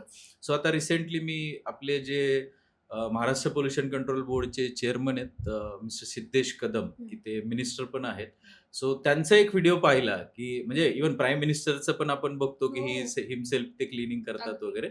बट नॉर्मली ज्या लेवलला लोक काम करायला हवीत, की जर एमपीसीबीचे चेअरमन स्वतः बीच क्लिनिंग साठी जात आहेत, तर दिस इज अ गुड साईन की एक यंग डायनामिक लीडर आणि ते बीच क्लिनिंग साठी जात आहेत. हे खूप चांगलं साईन आहे की, आणि ह्या क्षेत्रात जर लोकांनी काम केलं तर हे उष्णता कमी होण्याचं प्रमाण होऊ शकतं. की ग्लोबल वॉर्मिंग म्हणजे काही शब्द आहेत की जे इंग्लिशमध्ये लोक बोलतात, क्लायमेट चेंज आहे, ग्लोबल वॉर्मिंग आहे, सस्टेनेबिलिटी आहे. बट हे शब्द वेस्ट मॅनेजमेंटमध्ये खूप चांगल्या पद्धतीने यूज होऊ शकतात जर लोकांनी विचार केला तर. सो जसं तुम्ही उदाहरण सांगितलं की ई वेस्टचं, तर आपण बोललो की ई वेस्ट जर तुम्ही योग्य पद्धतीने जर दिलं नाही तर ते होतं काय की ज्या सपोज इन्फॉर्मल सेक्टरमध्ये गेलेल्या ई वेस्टमध्ये नॉर्मली वेस्टला जाळलं जातं त्यातल्या व्हॅल्युएबल्स रिकव्हर करण्यासाठी. किंवा प्लास्टिक असेल तर प्लास्टिकमध्ये पण वेगवेगळ्या प्रकारचे प्लास्टिक्स येतात. तर त्याच्यात काही हाय व्हॅल्यू प्लास्टिक असतात, काही लो व्हॅल्यू प्लास्टिक असतात. लो व्हॅल्यू प्लास्टिकला कुणी विचारत नाही, मग त्याला काय करायचं, मग त्याला बर्न केलं जातं. सो बर्न केल्यामुळे काय होतंय की क्लायमेटमध्ये तो जो जाणारा आहे धूर आहे त्याच्यामुळे टेम्परेचर राईज होणारच आहे. म्हणजे फक्त तुमची फॅक्टरी धूर प्रोड्यूस करते म्हणून क्लायमेट चेंज होत नाहीये तो हे. आणि टेक्सटाईलमध्ये की टेक्सटाईल वेस्ट तुम्ही विचार नाही करत आहे की तुम्ही डस्टबिनमध्ये एक कपडा फेकताय की जो कपडा मला नको आहे, तो जाऊन कुठेतरी डम्पॅड मध्ये पडणार आहे. सो तो डम्पॅड मध्ये पडल्यानंतर त्याच्यापासून काय होणार आहे याचा कधी विचार केलाय का? तर त्याच्यापासून मिथेन हा गॅस तयार होतो जेव्हा तो कपडा डम्पॅड मध्ये जातो आणि तो पडून राहतो. तो methane is damaging the environment. की तो ग्लोबल वॉर्मिंगचा एक भाग आहे की जर मिथेन वायू असेल तर तो ग्लोबल वॉर्मिंगसाठीचा रिझन आहे त्याच्यासाठी. सो मग याच्यासाठी काय करायचंय की तुम्हाला क्लायमेट ऍक्शन पाहिजे. क्लायमेट ऍक्शन काय पाहिजे की मग हे रिस्पॉन्सिबल सेग्रिगेशन व्हायला हवं आणि okay. Then it should go for a proper recycling. So हे तापमानाच्या रिलेटेड ह्या वेस्ट ओके. मॅनेजमेंटचं आणि रिलेशन युज्ड आहे. कुकिंग ऑइल बद्दल काय हां. सांगाल? सो यूज कुकिंग ऑइलमध्ये काय होतं, की आपल्या घरामध्ये छोटंसंच ऑइल शिल्लक राहतं. हं. तसं आपण लोकं असे आहोत, की पूर्णपणे 100% वापरण्याचा यूज करण्याचा प्रयत्न करतो. हं. बट यूज कुकिंग ऑइलमध्ये शास्त्रीयदृष्ट्या जर एक वेळा जर आपण ते ऑइल तळलंय म्हणजे काहीतरी फ्राय केलं बरोबर. त्याच्यामध्ये आणि ते आपल्याला परत 2-3 दिवस जर वापरायचं नसेल ना, तर it is very dangerous for health. हं. की ते आपण तसंच ठेवतो आणि मग बरोबर. 3 दिवसांनी परत फ्राय करायसाठी यूज करतो. तो it is not good for health. मग काही लोकं ते ऑइल वापरतात. ते तर ते डॅमेजेस आता आजकाल सगळे हार्ट अटॅक एंड ऑल सगळ्या गोष्टी घडतायत त्याच्यामुळे. दुसरी गोष्ट येते की छोटंसं ऑइल शिल्लक राहिलंय, खूप जळालंय. मग त्याचं काय करायचं? तर मग ते ड्रेनेजमध्ये फेकलं जातं, की ते कोण साठवून ठेवणार आहे? कोण बरोबर. मेहनत करणार आहे? तर ते फेकलं जातं. तो ड्रेनेजमध्ये गेल्यानंतर होतं काय? ड्रेनेज ब्लॉक होतं. हं. सो ड्रेनेज ब्लॉक झाल्यानंतर ते ड्रेनमधून ते रिव्हरमध्ये जाणार आहे. ते रिव्हर पोल्युशन करतंय. सो ह्या सगळ्या गोष्टींचा इम्पॅक्ट जो आहे, तो ग्लोबल वॉर्मिंगसाठीच नाही खरं किती कारणीभूत आहे. छोट्या-छोट्या गोष्टी असतात या, येस. त्या लक्षात नाही येत लक्षात येत पटकन. नाही. म्हणजे कुणी असा विचारच नाही करू शकत, की असं पण एक्झॅक्टली. होतंय. हां. की जेव्हा लोकांना समजतं ना, की आम्ही यूज कुकिंग ऑइल पण कलेक्ट करतो. हं. तर काही लोकांना एकदम शॉक बसतो, की "अरे, तुम्ही यूज कुकिंग ऑइल कलेक्ट हं. करता?" आम्ही कधी विचारच केला नव्हता, की हे हं. यूज कुकिंग ऑइल खरंय, पण खरंय. आपण द्यायला हो. पाहिजे रिस्पॉन्सिबल रिसायकलिंगसाठी. सो ह्या सगळ्या गोष्टी ओके. इंटर रिलेटेड आहेत, की वेस्ट मॅनेजमध्ये. हं. सो म्हणूनच आम्ही म्हणतो, की वेस्ट मॅनेजमेंट म्हणजे ही फक्त कचरा गोळा करण्याची प्रोसेस नाहीये. हं. तर ही क्लायमेट चेंज विरुद्धची लढाई आहे. तुम्ही आतापर्यंत 40,000 किलो यूज कुकिंग ऑइल वापरून बायोडिझेल तयार केलंय. तर त्याबद्दल काय सांगाल? हां, सो आम्ही जेव्हापासून हे काम करायला सुरुवात केली, मागचं मला वाटतं 1.5 वर्ष झाले असतील आम्ही यूज कुकिंग ऑइल क्षेत्रात काम करतोय. सो 40,000 केजी जे यूज कुकिंग ऑइल आपण हं. कलेक्शन केलं आणि त्याच्यापासून बायोडिझेल बनवलं. तर याचा जो इम्पॅक्ट आहे, तो इम्पॅक्ट असा आहे की 53,000 केजी CO2 इमिशन आपण कमी केलंय. हवेतून तो कार्बन डायऑक्साईड आपण रिमूव्ह केला. ह्याचा तो इम्पॅक्ट आहे. आणि जर आपण झाडांशी कंपॅरिझन केलं, की किती झाडं तुम्ही लावली, जर तुम्ही 53,000 केजी इमिशन जर कमी करण्यासाठी, करेक्ट. तर ते 2400 झाडं तुम्ही छोट्या झाडापासून मोठ्या झाडांपर्यंत घेऊन गेल्यानंतर त्याचं हे जे 53,000 केजी CO2 इमिशन ती 2400 झाडं लागतात ते इमिशन बापरे! रिमूव्ह करण्यासाठी. अच्छा. सो म्हणजे ह्याचं रिलेशन झाडं लावण्याशी जर हो. आपण केलं तर असं. सो हा खूप इम्पॅक्ट ग्रेट. आहे एन्व्हायर्नमेंटसाठीचा, खरंच. की आपण यूज कुकिंग ऑइल कलेक्शन करून ते हं. बायोडिझेलमध्ये करतो. आणि हे जे बायोडिझेल असतं ते भारतामध्ये इंडिव्हिज्युअल व्यक्ती ते बायोडिझेल यूज करू शकत नाही बिकॉज गव्हर्नमेंट रेग्युलेशन्सनुसार, की हे बायोडिझेल जे बनवलं जातं, जी कंपनी बनवते ती कंपनी जे भारताच्या PSUज आहेत, जसं भारत पेट्रोलियम आहे, हिंदुस्थान पेट्रोलियम आहे, हे ज्या कंपन्या आहेत, ह्या कंपन्यांना सप्लाय केलं जातं हं. आणि त्या कंपन्यांना अलाउड आहे 20% पर्यंत ब्लेंडिंग करण्यासाठी. बरं. म्हणजे जे रेग्युलर डिझेल आहे, त्या त्याच्यामध्ये. डिझेलमध्ये हे लोकं ब्लेंडिंग करू शकतात ओके. आणि हे बायोडिझेल असल्यामुळे हे CO2 इमिशन कमी करण्यासाठी म्हणजे हं. उपयोग होतो त्याचा, की कार्बन डायऑक्साईड कमी जनरेट होईल जेव्हा तुम्ही 20% बायोडिझेल तुमच्या डिझेलमध्ये, रेग्युलर डिझेलमध्ये नक्कीच. ॲड कराल आणि तेव्हा. आत्ताच्या काळात तर ते सध्या खूपच गरजेचं आहे. खूपच मंदी गरजेचं आहे. चालू आहे. शॉर्टेज चालू आहे शॉर्टेज सगळा त्यावेळेस. तर चालू आहे खूपच पेट्रोल गरजेचं आहे. डिझेलचा. येस. सो हा एक मोठा ॲस्पेक्ट आहे. तर हे सगळं करणं एवढं सोपी गोष्ट नव्हती. कारण लोकांना कन्व्हिन्स करणं, हो. लोकांपर्यंत जाणं. आणि 40,000 किलो गोळा करणं हो, हेच हो. इतकं येस. सो याच्यामध्ये खूप मोठं काम आहे हे. Correct, correct. तर हे जे तुम्ही म्हणताय की 40,000 किलो यूज कुकिंग ऑइल गोळा केलं, तर हे हॉटेल्स कडून किंवा सोसायटीज कडून वगैरे कलेक्ट करायला तुम्हाला काही ग्राउंड लेवलवर काही अडचणी आल्या का? कारण it's a huge amount. Yes. So हे एक तर अवेअरनेस हा एक फॅक्टर होताच, की लोकांमध्ये जाऊन सांगणं, की बरोबर. तुम्ही ऑइलचं काय करता? म्हणजे आम्ही छोट्या-छोट्या ज्या आपल्या स्ट्रीट फूड वेंडर्स असतात, त्यांच्यापर्यंत जाऊन सर्व्हे केला, की तुम्ही त्या ऑइलचं करता काय? हॉटेल्समध्ये जाऊन लोकांना भेटलो, F&B मॅनेजर्सला भेटलो, की तुम्ही ऑइलचं करता काय? तर तिथे पण तोच प्रॉब्लेम होता, की ते मी जे वेस्ट जनरेट होतंय, माझ्याकडे यूज कुकिंग ऑइल जे जनरेट होतंय, तर ते मी देतोय, पण तो विचार नाही करत आहे, की तो समोरचा व्यक्ती त्याचं काय करत असणार आहे. ओके. सो तो समोरचा व्यक्ती त्याचं बायोडिझेल बनवतोय का त्याचं सोप बनवतोय का तो ते परत फूड चेनमध्ये घेऊन येतोय, याचा कधी कुणी विचार केला नाही. बट ह्याच्यामध्ये गव्हर्नमेंट ऑफ इंडियाचं जे FSSAI नावाचं जे डिपार्टमेंट आहे, त्यांनी पण खूप चांगलं काम केलंय, की प्रत्येक रेस्टॉरंटमध्ये जाऊन त्यांनी एक्सप्लेन केलं त्यांना, की तुम्ही जे जे काय म्हणजे तसा रूल आहे गव्हर्नमेंट ऑफ इंडियाचा, की तुमच्याकडे जर कंझम्पशन होत असेल, more than 50 KG per day consumption असेल, तर तुम्हाला त्याचे रेकॉर्ड्स ठेवायचे आहेत, की तुम्ही ते किती पर्चेस केलं आणि जे बॅलन्स राहिलं त्याचं तुम्ही डिस्पोजल कसं केलं. सो ह्या गोष्टींचा पण आम्हाला मदत झाली, की FSSAIचा रूल त्यांना आम्ही एक्सप्लेन करू शकलो. कारण बऱ्याच लोकांना तो रूल नव्हता माहिती, की इव्हन मी FSSAIच्या मॅनेजर्सला जाऊन भेटलो, की तुम्ही कसं लोकांना सांगताय, तसं आम्ही पण त्या लोकांना कम्युनिकेट करू. म्हणजे ग्राउंड लेव्हलवरती लोकांमध्ये अवेअरनेस क्रिएट करणं खूप महत्त्वाचं होतं. नक्कीच. तर ते आम्ही लोकांपर्यंत जाऊन क्रिएट केलं. त्याच्यानंतर ह्याच्यात एक चॅलेंज असं होतं, की लोकांना विश्वास नव्हता, की तुम्ही लोकं खरोखरच हे करणार आहेत का? So again you are the part of that ecosystem, की जे कलेक्ट करणार आहेत, थोडं शुद्ध करून परत स्ट्रीट वेंडर्सला विकणार आहेत का? सो तो विश्वास देणं पण खूप इम्पॉर्टंट होतं, की नाही आम्ही एका खूप मल्टीनॅशनल कंपनीसोबत काम करतो आणि त्यांचं सर्टिफिकेशन आहे, की हे कलेक्शन करून ते आम्हाला देतात. मग हा विश्वास आम्हाला त्यांना द्यावा लागला. त्यानंतर ह्याच्यामध्ये सर्व्हिस इज व्हेरी इम्पॉर्टंट, की तुम्ही वेळच्या वेळेवरती त्यांच्याकडून पिकअप करताय की नाही करताय. त्यांनी ते ऑइल कुठे स्टोअर करायचं, त्यांचा तो पण प्रॉब्लेम तुम्हाला सॉल्व्ह करायला पाहिजे. तेही कारण तुम्हाला सगळं हो, व्यवस्थित येस. समजावून आम्ही सांगावं ॲक्चुअली लागलं असेल. त्यांना ड्रम्स प्रोव्हाईड करतो ओके. हॉटेल्सला, की एक 50 केजीचा ड्रम हॉटेलमध्ये असतो, जो आमची कंपनी त्यांना देते आणि ते त्यात स्टोअर करत राहतात. दे नीड नॉट टू वरी की कुठे ठेवायचं ऑइल. सो ते स्टोअर करतात आणि मग जेव्हा तो ड्रम भरतो, त्यावेळेस ती पिकअप रिक्वेस्ट येते बरं. आपल्याकडे and then we go and pick it up. So okay. त्या प्रकारची सर्व्हिस त्यांना द्यावी लागते. ह्याच्यामध्ये खूप इनकन्सिस्टन्सी आहे, की एक हॉटेलमध्ये आम्ही काम करतो, तर त्यांच्याकडे एका महिन्यात चांगलं ऑइल भेटतं, दुसऱ्या महिन्यात भेटत नाही.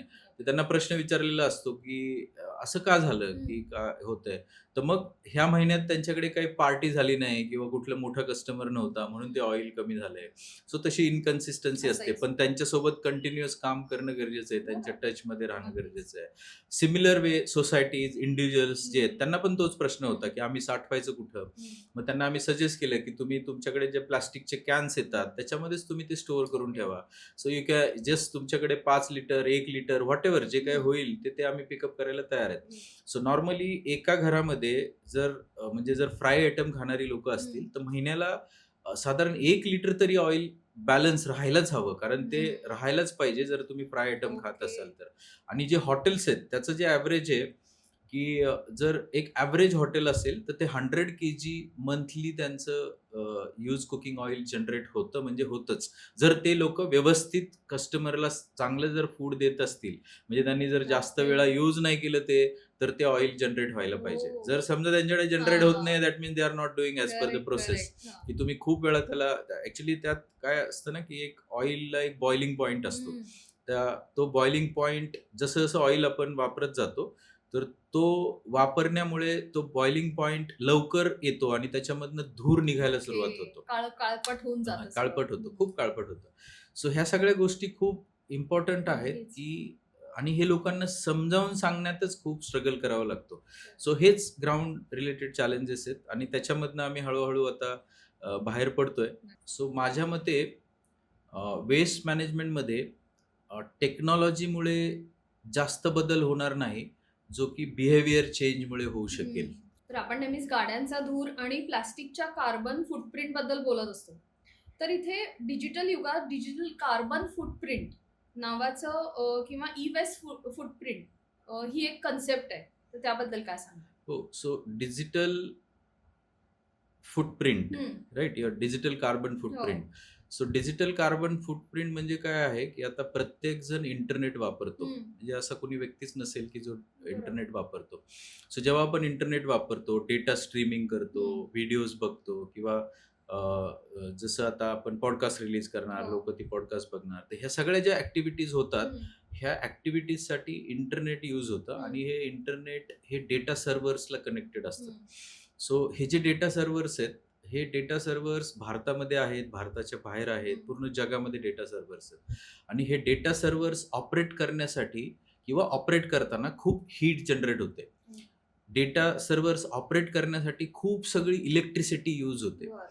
सो ही होणारी इलेक्ट्रिसिटी ही काय 100% नॅचरल नाही आहे. Natural in the sense may be तो करेक्ट वर्ड नसेल, बट जसं आपण विंड मिल पासून इलेक्ट्रिसिटी हां. यूज करतो, सोलर बरोबर. पासून हं. इलेक्ट्रिसिटी यूज करतो. त्याला पण नॅचरल हे म्हणतो. हां, सो नॅचरल सोर्सेस नॅचरल आहेत ते सोर्सेस. Heat correct. इलेक्ट्रिसिटी हो. जनरेशनचे. बट फॉसिल फ्युल यूज करून पण आपण हं. इलेक्ट्रिसिटी जनरेट हं. करतो. मग हे डेटा सेंटर्स जे चालवले जातात, ते जर एवढी वीज वापरतात आणि ती वीज जर फॉसिल फ्युएल यूज करून जर केलेली असेल, तर ती खूप हार्मफुल आहे एन्व्हायरमेंटसाठी.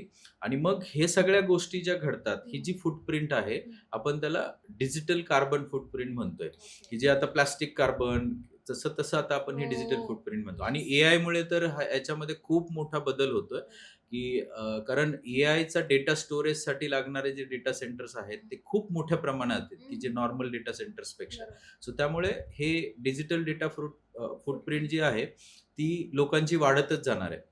सो आणि दुसरं तुम्ही सांगितलं, की ई-वेस्ट फुटप्रिंट जी ई-वेस्ट आहे, की ई-वेस्ट फुटप्रिंट पण अशीच आहे, की तुम्ही स्वतः ई-वेस्टचे काय गॅजेट्स वापरताय आणि मग ते गॅजेट्सचं तुम्ही लाईफ स्पॅन किती आहे, किती वर्ष वापरताय, एका वर्षात बदलताय का 2 वर्षात बदलताय.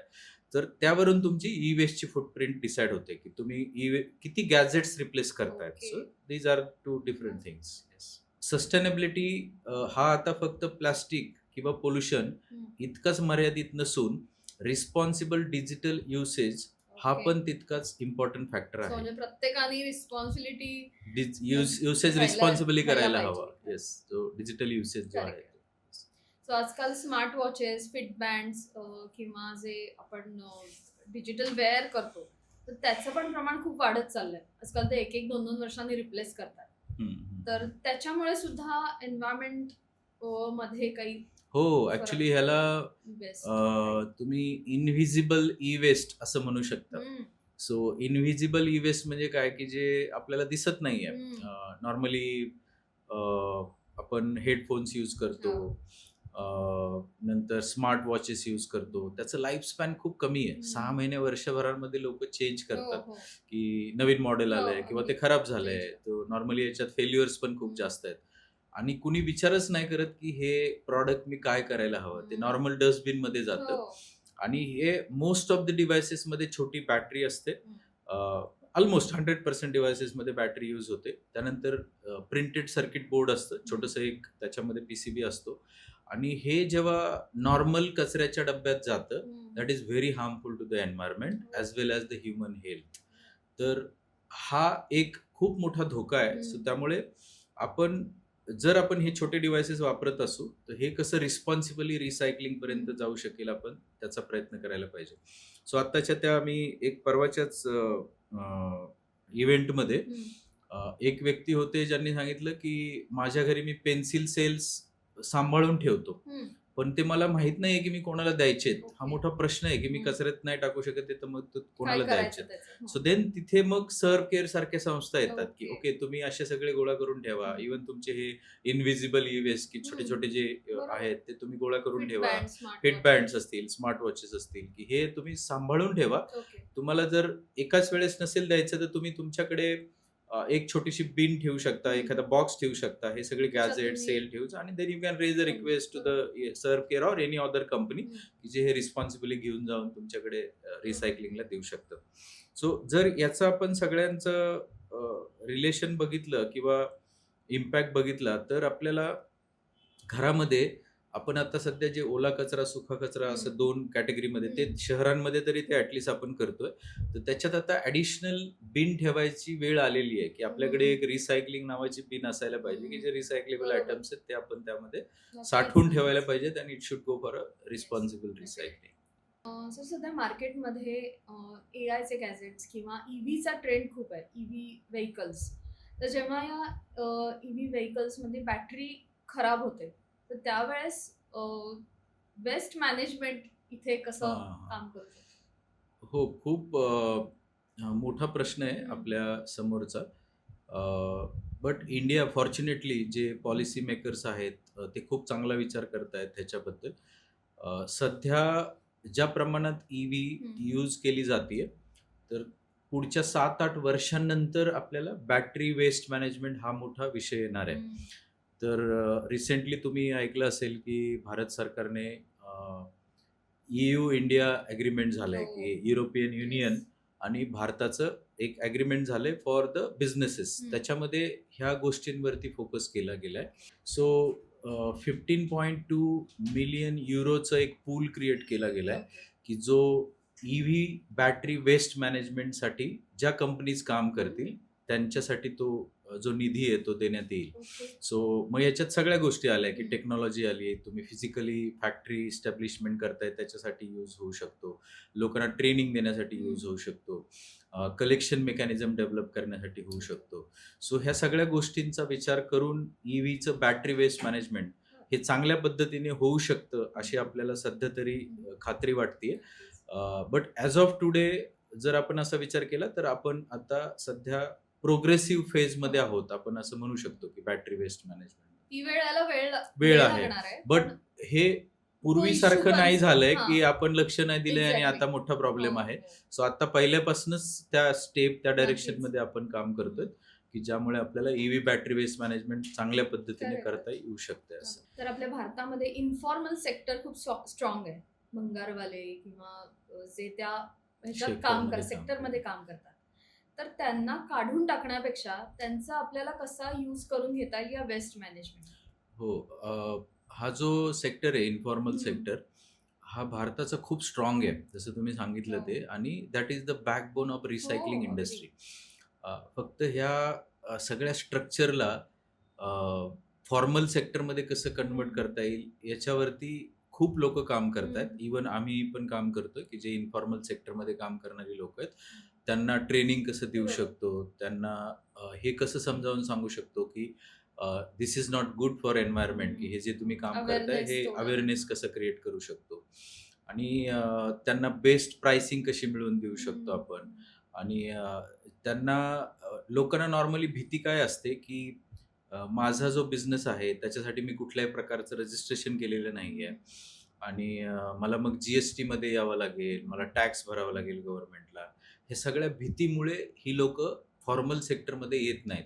अदरवाईज त्यांचं कलेक्शन सिस्टम खूप स्ट्रॉंग आहे, खूप मोठ्या प्रमाणात कलेक्शन होतं, आणि मग हे होत असल्यामुळे भारताकडे डेटा अवेलेबल नाही आहे की आपण किती रिसायकलिंग बरोबर. करतो, कारण इन्फॉर्मल सेक्टरमध्ये डेटा मिळण्याचं काही पॉसिबिलिटीज नाही आहे. तर त्यामुळे खूप लोक काम ह्याच्यावरती करतायत. काही संस्था करतायत की त्या लोकांना कसं एज्युकेट करता येईल. सो म्हणजे मी अशा काही संस्थांना ओळखतो की जे इको वर्क नावाची एक संस्था आहे, ते त्यांनी तर असं एक आपण जसं कोवर्किंग स्पेस करतो तसं इको वर्कने एक कोवर्किंग स्पेस त्यांच्यासाठी दिली आहे, की तुम्ही इथे या आणि इथे येऊन तुम्ही काम करा. सो इवन आम्ही पण प्रपोज करतो लोकांना की तुम्ही आमचं वेअरहाऊसचं युटिलायझेशन करा, की तुम्ही इन्फॉर्मल सेक्टरमध्ये जरी काम करत असाल तर we are ready to help you. तुम्ही इथे येऊन डिसमेंटलिंगच्या वगैरे प्रोसेस Correct, तुम्ही correct. करू शकता. इवन अगेन सो भारत सरकार ह्याच्यावरती खूप चांगल्या पद्धतीने काम करते, कारण आजचा हा जो वेस्ट मॅनेजमेंट हा जो कन्सेप्ट आहे तो उद्याचा अर्बन मायनिंग हा कन्सेप्ट आहे. सो अर्बन मायनिंगचा अर्थ असा होतो की जे मायनिंग आपण करतो ते पृथ्वीच्या भूगर्भातून ते वस्तू बाहेर काढतो आणि मग त्याला प्युरिफाय करून वापरतो. बट जे ऑलरेडी अर्बनायझेशनमध्ये ज्या शहरीकरणामध्ये ज्या वस्तू तयार झालेल्या आहेत, ज्या वापरतोय आपण, इलेक्ट्रॉनिक गॅजेट्स वापरतोय, तर त्या ह्या वस्तूंमधून जर आपण मायनिंग करू शकलो, मायनिंगचा अर्थ आहे रिकव्हरी करू शकलो, तर आपल्याला ते खनिज काम किंवा जे खाणकाम आहे ते करण्याची गरज पडणार नाही. सो याच्यासाठी भारत सरकार काम करते की सर्क्युलर सिस्टम कशी जनरेट होईल. तर भारतातली काही राज्य कदाचित ही पब्लिकली इन्फॉर्मेशन माहीत नसेल, बट ह्या संदर्भात माझ्या सोबत काही डिस्कशन झाले, म्हणून ती इन्फॉर्मेशन माझ्याकडे आहे, की जसे गोवा एक राज्य सिलेक्टेड आहे. देन जे असे छोटे राज्य आहेत की जिथे पायलट प्रोजेक्ट म्हणून भारत सरकार काम करते, की इन्फॉर्मल सेक्टरच्या लोकांना आपल्यासोबत कसं फॉर्मल सेक्टरमध्ये कसं जोडून घेता येईल. सो मग त्यांच्यासाठी स्पेसिफिक ट्रेनिंग अरेंज केले जात आहेत. त्यांना training is including they will get certain amount की ते ट्रेन झालेत म्हणून त्यांना काहीतरी स्टायपंड. कारण का की लोक येत का नाही ट्रेनिंगला, कारण त्यांना त्यांचं रोज दिवसावरती काम चालतं ना, आज जर काम केलं तर पैसे येणार आहेत.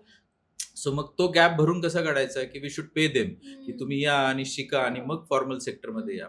सो हे गव्हर्नमेंटला करण्याची गरज का वाटते? एक तर पहिला पर्यावरण हा विषय आहे की पर्यावरणाची हानी होते. दुसरा विषय आहे की हे सर्क्युलर इकॉनॉमी डेव्हलप व्हायला पाहिजे, की जर आपल्याला अर्बन मायनिंग स्ट्रॉंग करायचं असेल तर ही सर्क्युलर इकॉनॉमी डेव्हलप होणं गरजेचं आहे. त्याच्यासाठी हे इन्फॉर्मल सेक्टर फॉर्मल सेक्टरमध्ये येणं हे खूपच गरजेचं आहे. म्हणजे ते झाल्याशिवाय आपण एक स्ट्रॉंग सर्क्युलर इकॉनॉमी होऊ शकत नाही. आणि भारत म्हणजे मी स्ट्रॉंगली सांगू शकतो तुम्हाला की भारतामध्ये जेवढं इन्फॉर्मल सेक्टर स्ट्रॉंग आहे, जर ते फॉर्मल सेक्टरमध्ये आलं तर भारत हा जगातला नंबर 1 सर्क्युलर इकॉनॉमी मधला देश होऊ शकतो. हे खूप खूप म्हणजे खूप चांगली गोष्ट आहे आपल्याला. त्यामुळेच मी म्हटलो की हे इन्फॉर्मल सेक्टर हे बॅकबोन आहे आपल्या सर्क्युलर इकॉनॉमीचं. आणि गव्हर्नमेंट सुद्धा काम त्या करते, गव्हर्नमेंट दृष्टीने सुद्धा काम काम करायला करते. पाहिजे. सो गव्हर्नमेंट ह्या याच्यामध्ये खूप चांगलं काम करते. गव्हर्नमेंट सोबत काही संस्था आहेत की ज्या नावाजल्या इंटरनॅशनल संस्था आहेत. त्या संस्थांसोबत गव्हर्नमेंट काम करते टू गेट दिस डन, की हे होईल कसं आपल्यामध्ये. आणि काही पायलट प्रोजेक्ट चालू आहेत. जसं महाराष्ट्र खूप मोठं स्टेट आहे, तर कदाचित आपल्याकडे यायला त्यांना वेळ लागेल. बट छोट्या स्टेट पासून पायलट प्रोजेक्ट जर झाला तर मग आपल्याला सगळीकडे त्याला इम्प्लिमेंट करता येईल. तर वेस्ट मॅनेजमेंट मध्ये ज्यांना करिअर करायचंय तर त्यांनी सुरुवात कशी करावी यासाठी गव्हर्नमेंट कडून काही सबसिडरी वगैरे काही मिळते का? ओव्हरऑल सस्टेनेबिलिटी फील्ड साठी खूप मोठी अपॉर्च्युनिटी आहे. जसं आपण आय टी सेक्टरने की भारताला कम्प्लिटली चेंज करून टाकलं, की आय टी सेक्टर हा भारताचा बदलून टाकला. तर बऱ्याचशा तज्ज्ञांचं मत आहे की सस्टेनेबिलिटी हा जो कन्सेप्ट आहे किंवा वेस्ट मॅनेजमेंट किंवा सर्क्युलर इकॉनॉमी हा जो कन्सेप्ट आहे, this is coming as a next I T वाला जो पूल होता, तशा पद्धतीने हे सेक्टर बूम होणार आहे. सो म्हणजे कारण का की पॉप्युलेशन ऑफ इंडिया, की भारताचे पॉप्युलेशन आहे, कन्झम्पशन खूप जास्त आहे, की डिजिटल गॅजेट्सचं कन्झम्पशन आहे, प्लास्टिकचं कन्झम्पशन आहे, टेक्स्टाईलचं कन्झम्पशन आहे, फास्ट फॅशन आहे, कचरा जनरेट होतो. येस, जेवढं कन्झम्पशन तेवढं तुम्ही वेस्ट जनरेट करणार आहेत. सो ते वेस्ट मॅनेजमेंटसाठीच्या ज्या अपॉर्च्युनिटीज आहेत त्या खूप आहेत. Secondly you should have a knowledge की याच्यामुळे होतंय काय. सो मग हे नॉलेज असणाऱ्या लोकांचे पण खूप चांगले दिवस आहेत, की तुम्ही जर एन्व्हायरमेंट सायंटिस्ट होत असाल किंवा तुम्ही एन्व्हायरमेंट सायन्स स्टडी करताय, then it is good for your future. की लोक पहिले कम्प्युटर इंजिनियर हा कुणी आला की मी computer engineer. So that trend is changing now, की तुम्हाला आता सस्टेनेबिलिटी वॉरियर होण्याची गरज आहे. So you should be a environment scientist. Environmental study तुम्ही करायला हवा आहे, की प्रत्येक ऑर्गनायझेशनमध्ये there is now a sustainability officer. आणि खूप मोठ्या पदावरती ह्याची नेमणूक होते, because that guy is responsible for the environment, social and governance, की ज्याला ESG असं शॉर्ट फॉर्म मध्ये म्हणतात. तर प्रत्येक ऑर्गनायझेशनला ही रिक्वायरमेंट आहे, because government is very strict now, की तुम्ही ह्या सगळ्या गोष्टींचा विचार करूनच तुमचा बिझनेस रन करायचा आहे. जर तुम्हाला ESG स्टँडर्ड्स फॉलो करायचे असतील तर तुम्हाला त्याचं नॉलेज असायला हवं. मग जर तुम्ही एन्व्हायरमेंट शिकलेला असाल तर यू हॅव अ स्कोप तिथे जॉब्स मिळवण्यासाठी. जर तुम्हाला नॉलेज असेल, तुम्हाला वेस्ट मॅनेजमेंटचं नॉलेज असेल तर you have a scope in collection, segregation, त्यानंतरच्या प्रोसेसिंगमध्ये, त्याच्यानंतरच्या रिसायकलिंगमध्ये, रिसायकल झालेले प्रॉडक्ट सेल करण्यामध्ये. सो एव्हरीवेअर, की प्रत्येक स्टेजला एक व्यक्ती हे सगळी कामं एक व्यक्ती नाही करू शकत. येस, एक व्यक्ती नाही करू शकत. मग प्रत्येक स्टेजला एक बिझनेस आहे, की collection is one of the business. Then collection झाल्यानंतर त्याचं सॉर्टिंग व्हायला पाहिजे, की त्याचं जर सेग्रिगेशन नसेल तर त्याला पुढे व्हॅल्यू नाही आहे. So that is one another business. Then ते सॉर्टिंग झाल्यानंतर मग लॉजिस्टिक इज अनदर बिझनेस, की तुमचं मुवमेंट व्हायला हवंय. तर ह्या सगळ्या इकोसिस्टम मध्ये there is a huge scope, की जे लोक विचार करत नसतील की ह्यामध्ये बिझनेस आहे का किंवा ह्यामध्ये काही करिअर करण्याचा स्कोप आहे का. So this is the golden opportunity जे फ्युचरसाठी चांगली असते. आणि this is not only in India, globally. So तुम्ही युरोपमध्ये जा. So Europe has its certain standards, की तुम्ही युरोपचे स्टँडर्ड्स एन्व्हायरमेंट खूप स्ट्रिक्ट आहेत. सो त्या स्टँडर्ड प्रमाणे तुमचा बिझनेस रन व्हायला पाहिजे. जर ते स्टँडर्ड मॅच होत नसतील तर will not get permission to do the business. ह्या सगळ्या गोष्टी गव्हर्नमेंट काही सबसिडरी देते का? गव्हर्नमेंट काय करतं ना, ज्या ऍक्टिव्हिटीमध्ये क्रंच असतो, की हं. जिथे लोकांचा उदासीनता आहे, की ओके. लोकं तिथे कामच करायला तयार हं. नाही आहेत. तर तिथे गव्हर्नमेंट त्यांच्या सबसिडीज प्लॅन करतं. ओके. फॉर एक्झाम्पल टेक्सटाईल हा हां. एक असा विषय आहे, की जो अजून आपल्याकडे तेवढा लोकं विचार करत नाही. धिस इज अ प्रॉब्लेम, की हं, हं. टेक्सटाईल वेस्ट हो. जनरेट होणं हे प्रॉब्लेम आहे किंवा त्या वेस्टचं होणार काय? So now government of Maharashtra and other governments of India हे याच्यावरती ऑलरेडी काम करतायत, हं. की जर तुम्हाला टेक्सटाईलचा प्लांट उभा करायचा असेल, राइट. तर तुम्हाला government of Maharashtra is ready to give subsidy, की जे हं. तुम्ही प्लांट उभा हं, करण्यासाठी हं. लागणारी सबसिडी आहे. तर अशा सगळ्यात चांगल्या गोष्टी करण्यासाठी गव्हर्नमेंट ऑल्वेज रेडी ओके. असतं. So I am not the spoke person of government, but मला जेवढं माहिती आहे माहिती तेवढं नक्की. लोकांसाठी म्हणून नक्कीच. सांगतोय, की कारण I got a call from textile waste ministry of Maharashtra okay. Government आणि त्यांनी फोन केला. त्यांच्याच डिपार्टमेंटमधून फोन आला अँड हे ऑफिशियली डॉक्युमेंट अवेलेबल आहे. बरोबर. त्यांच्या जी-आर अवेलेबल आहे. Everywhere it is available. आपण काहीतरी डिस्क्लोज आपण जाऊन करतोय असं बघत नाही. नाही. हां, आपण डिस्क्लोज करतोय असं नाहीये, but it is already there, की हो. महाराष्ट्र गव्हर्नमेंट ह्याच्यावरती काम करतंय आणि महाराष्ट्रामध्ये त्यांनी 6 ठिकाणी हे असं इस्टॅब्लिशमेंट करायचं प्लॅन केलंय. आणि त्यांनी विचारलं, की तुम्ही काय करताय? तुम्ही कसं हं. कॉन्ट्रिब्यूट करू शकताय? अँड देन वगैरे, वगैरे सगळं असं डिस्कशन झाले. बट जे तुमचा मूळ प्रश्न आहे, की हं. भारत सरकार किंवा महाराष्ट्र हो. सरकार काय करते? तर डेफिनेटली सरकार हे पॉझिटिव्हली ह्याच्यावरती करते. काम करतंय. गरज आहे आपल्यासारख्या लोकांची, की त्याला एक्झिक्युशन कसं नक्कीच. चांगल्या पद्धतीने करू बरोबर. शकतो, त्याच्यासाठी आपण प्रयत्न करायला पाहिजे. तर जागतिक पर्यावरण दिनानिमित्त प्रत्येकाने अशी कुठली गोष्ट घरातली ती बदलली पाहिजे, ज्यांनी हे पर्यावरणाचं नुकसान होणार नाही? ओके.